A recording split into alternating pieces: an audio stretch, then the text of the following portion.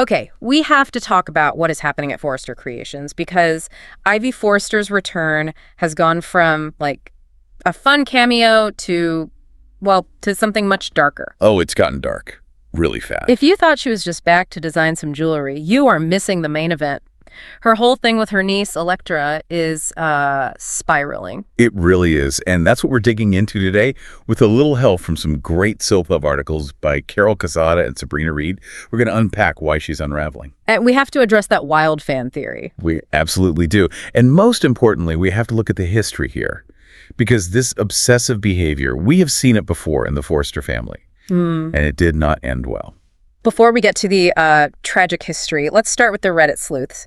Because Ivy is so intense with Electra, so overbearing, that the internet is convinced they aren't aunt and niece at all. Right. The big theory is that Ivy is actually Electra's biological mother. Which, I mean, the drama. It would be amazing. It would explain the hyperprotectiveness for sure. It would. It's a classic soap trope. Yeah. But you have to look at the timeline. That's the problem, isn't it? Does the math actually work? That is the big snag. There's only about a 13, maybe 14-year age gap between them. For the theory to work, Ivy would have had to be pregnant at, like, 13 years old. So it's not impossible, especially in Soapland, but it's a stretch. A huge stretch. It would mean a massive rewrite of her whole backstory. So probably not her mom. Which just makes her obsession even weirder. And it is escalating. I mean, let's talk about the beach house incident. Oh, the spying. She calls out of work, says she's sick, and then drives to Will's house to literally spy on them through a window. That is not normal aunt behavior. It's not.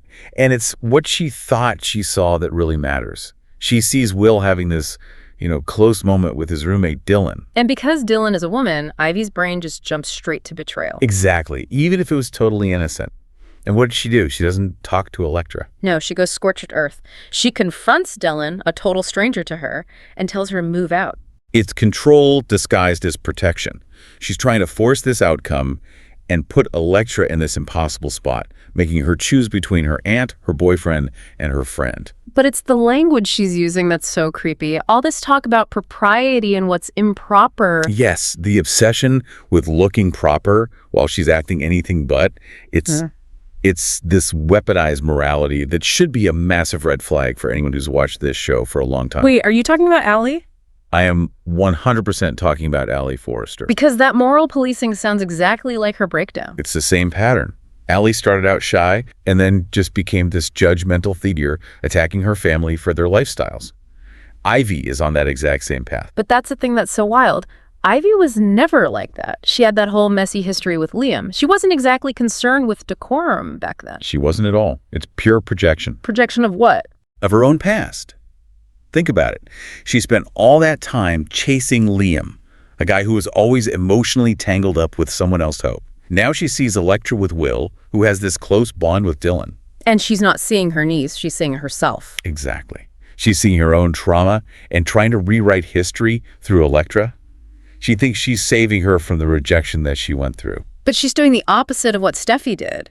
Steffi calmed Electra's insecurities. Ivy is just pouring gasoline on them. She's validating every single one of Electra's worst fears. Basically telling her, yes, you aren't good enough and he's going to hurt you. So by trying to prevent a breakup, she's probably going to be the one who causes it. It's a total self-fulfilling prophecy. She's creating the exact chaos she claims she wants to stop.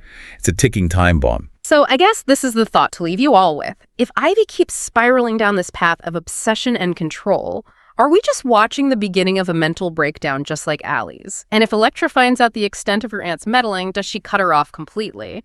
Because that kind of isolation might just be the final push that sends Ivy right over the edge.